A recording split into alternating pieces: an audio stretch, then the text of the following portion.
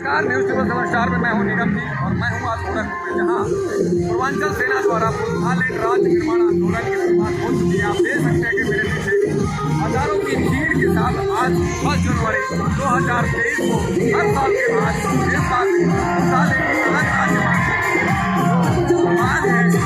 के दौरान हमारे देश उतर गए हैं। देख सकते हैं आप हजारों की 27 जिलों के लेके अलग एक राज्य की मांग हो रही है, जो बुंदेलखंड राज्य की मांग है।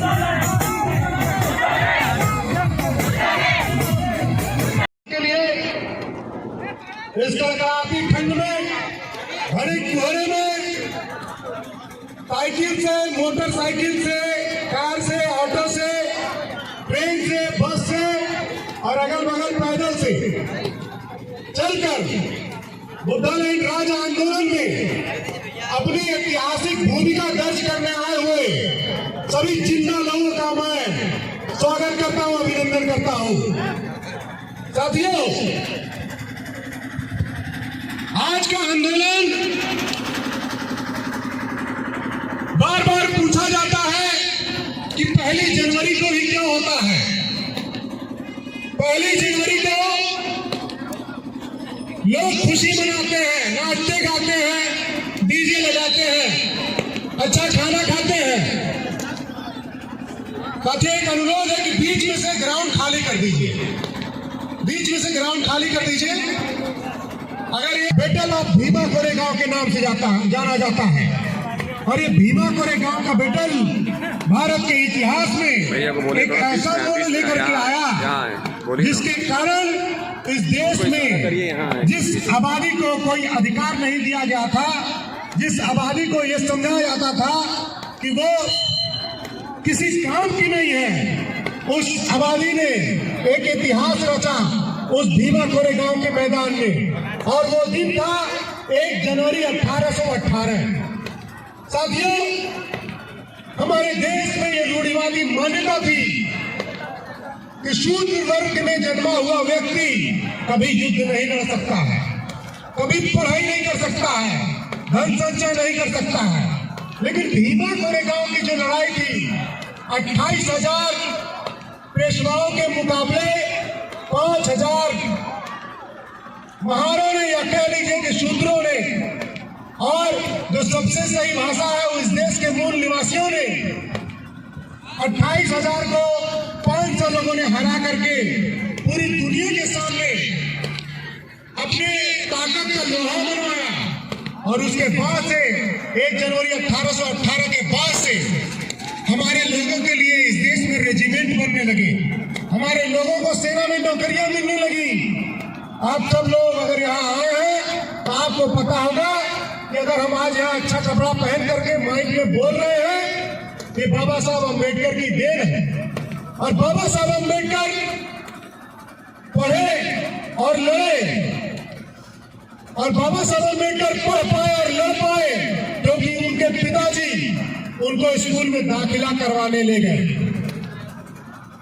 तमाम लोग दुश्वारियां हुई, लेकिन बाबा साहब की पढ़ाई पर कोई आंच नहीं आने दिया। बाबा साहब पढ़े क्योंकि उनके पिताजी सेना में सूबेदार थे, और बाबा साहब के पिताजी भी सेना में थे। निश्चित तौर पर अगर वो सेना में नहीं होते तो हम जो है बाबा साहब को नहीं पढ़ा पाते। अब बाबा साहब को वो नहीं पढ़ा पाते तो बाबा साहब संविधान नहीं लिखे होते, संविधान बाबा साहब ने नहीं लिखा होता तो हमको अधिकार नहीं मिला होता, और अधिकार नहीं मिला होता तो हम यहाँ खड़े होकर के बोल नहीं सकते थे। तो जो सेना में भर्ती हुई थी, जो महान रेजिमेंट बना, उसके बाद तमाम शूद्रों के नाम से रेजिमेंट बनने लगे। वो भीमा कोरेगांव की लड़ाई की देन है। आज उसी भीमा कोरेगांव के वीरों के लिए हम 1 जनवरी का यह कार्यक्रम उन्हीं भीमा कोरेगांव के वीर शहीदों को श्रद्धांजलि के रूप में करते हैं और सरकारों को आगाह करना चाहते हैं कि जैसे जिस वीरता और पराक्रम से भीमा कोरेगांव में वीरों ने लड़ करके पेशवाई हुकूमत का खात्मा किया था, गले में हांडी, कमर में झाड़ू और पैरों में घंटी बांधने वाली प्रथा का अंत किया था, उसी शौर्यता और वीरता और पराक्रम से हम लड़ करके बुद्धालैंड लेंगे। लेकिन हमको खून बहाने की जरूरत नहीं है, हमको लाठी और तलवार चलाने की जरूरत नहीं है। बाबा साहब अम्बेडकर ने संविधान में ये व्यवस्था बनाई है कि हम अपने हक अधिकार की मांग कहीं पर भी खड़े होकर के कर सकते हैं। साथियों, एक बहुत संक्षिप्त परिचय मैं बुद्धालैंड राज्य के लिए देना चाहूंगा। एक बार हाथ उठा करके बताइए, क्या मेरी आवाज आप तक पहुंच रही है? सब तक पहुंच रही है? इस भीड़ में नौजवान हैं, आप सभी लोग आंखें खोल करके देख लीजिए, सब लोग नौजवान हैं और आने वाले समय में इनको पता है कि अगर हम आज नहीं लड़ेंगे तो भविष्य हमारा खराब होगा और भविष्य बनाने के लिए, अपने भविष्य को बचाने के लिए वो इस बुद्धालैंड राज्य की लड़ाई में आए हैं। साथियों, बुद्धालैंड राज्य क्या है, यह आंदोलन क्या है, आपको बता दें, जब हमारा देश अंग्रेजों के गुलाम था, अंग्रेजों के अधीन था, तब हमारे देश में बहुत बड़े बड़े राज्य बनाए गए। क्यों?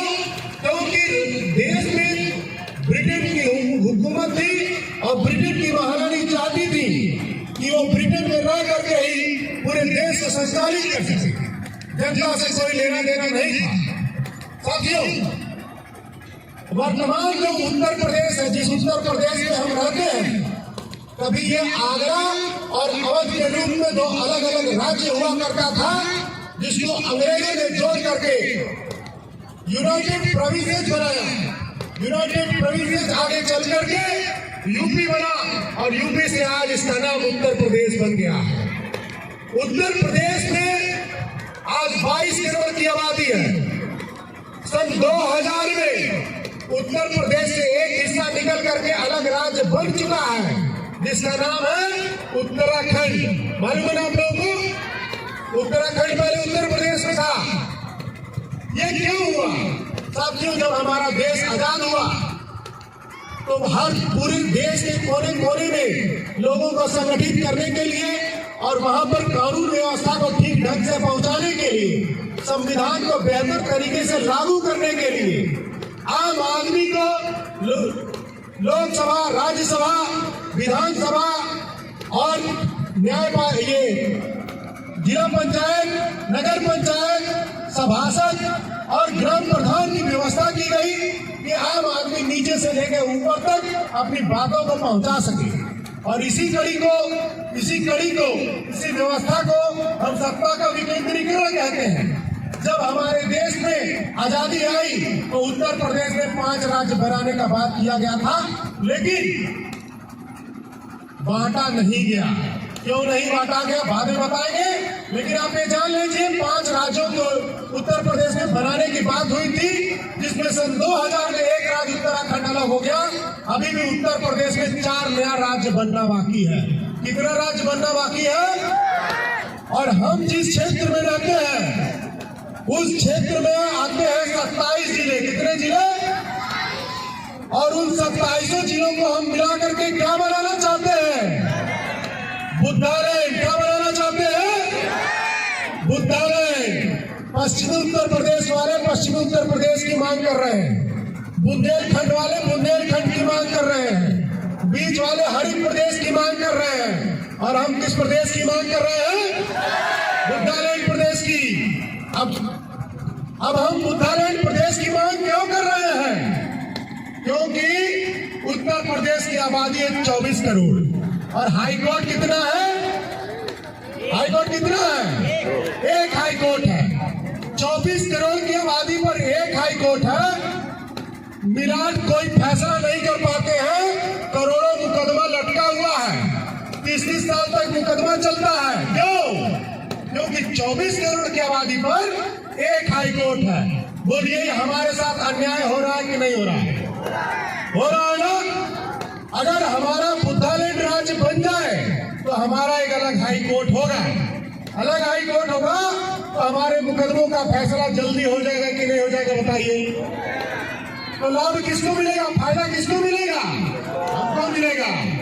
दूसरी बात, हम बुद्धालैंड राज्य की मांग क्यों कर रहे हैं?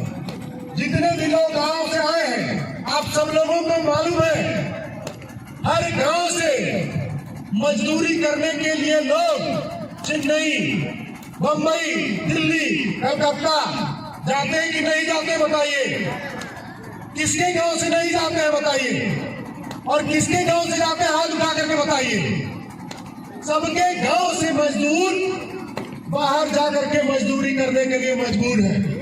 अब आप हमको ये बताइए, ध्यान से आप मेरी बात को सुनिए और जवाब दीजिए कि जब पूरा देश 15 अगस्त 1947 को आजाद हुआ, 26 जनवरी 1950 को संविधान लागू हो गया, 1952 में चुनाव हो गया पूरे देश में, तो पूरे देश का विकास भी एक तरह का होना चाहिए कि नहीं होना चाहिए?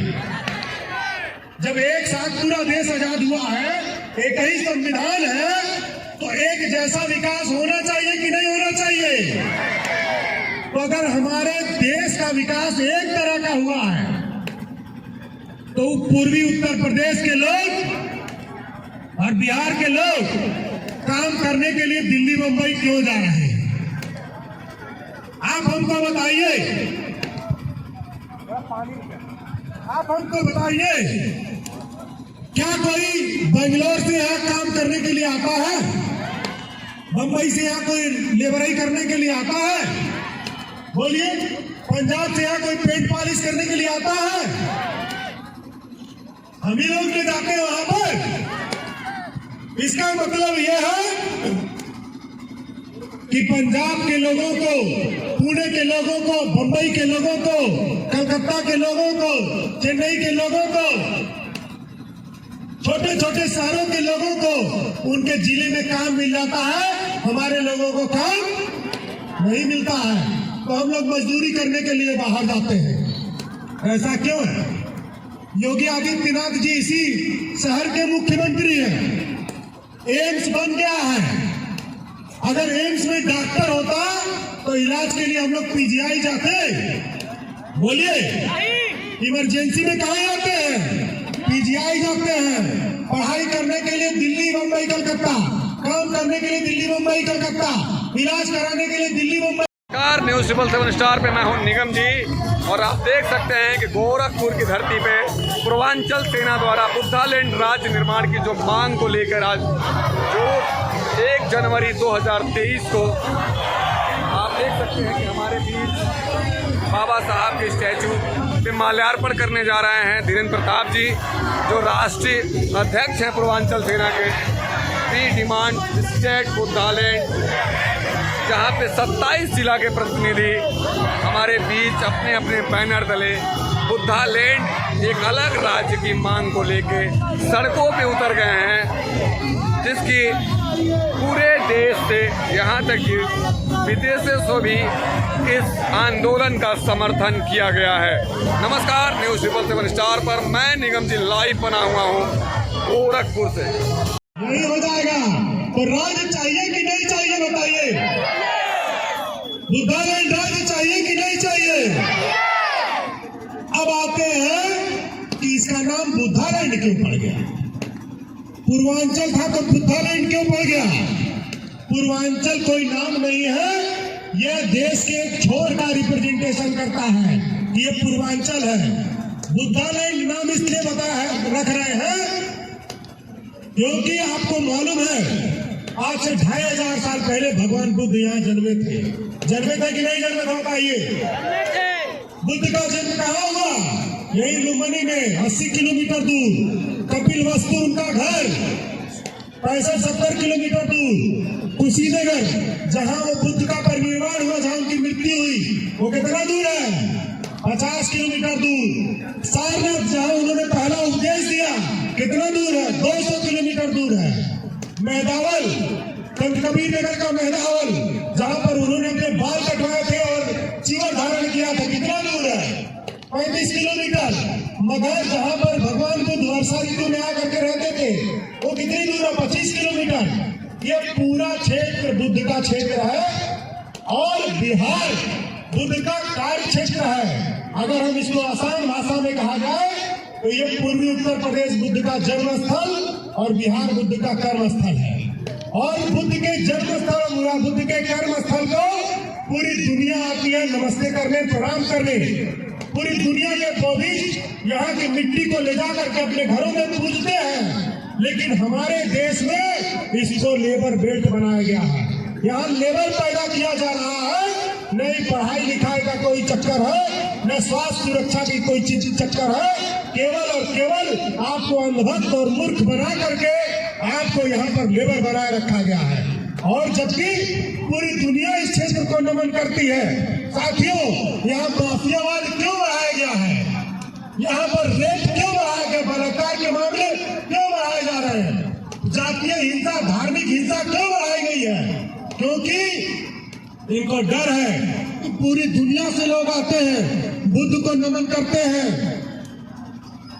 और हमारे प्रधानमंत्री और मुख्यमंत्री जब विदेशों में जाते हैं तो भी क्या बताते हैं कि हम कहां से आए हैं?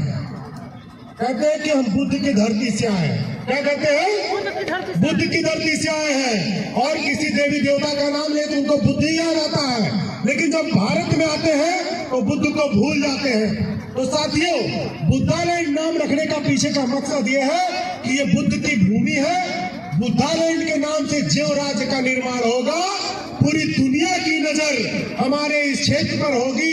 पूरी दुनिया में हमारा नाम जाएगा और यहाँ पर बुद्ध के नाम पर पर्यटन उद्योग बढ़ेगा।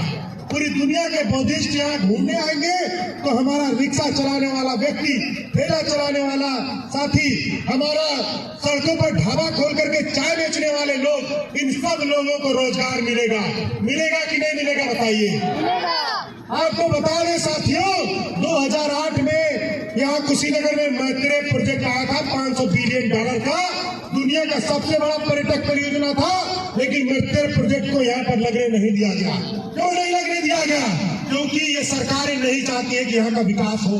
अगर यहाँ का विकास हो जाएगा तो दिल्ली मुंबई में लेबर कहाँ से जाएंगे? बोलिए। अगर हमको यहीं पर काम मिल जाएगा तो हम दिल्ली मुंबई धक्का खाने के लिए जाएंगे?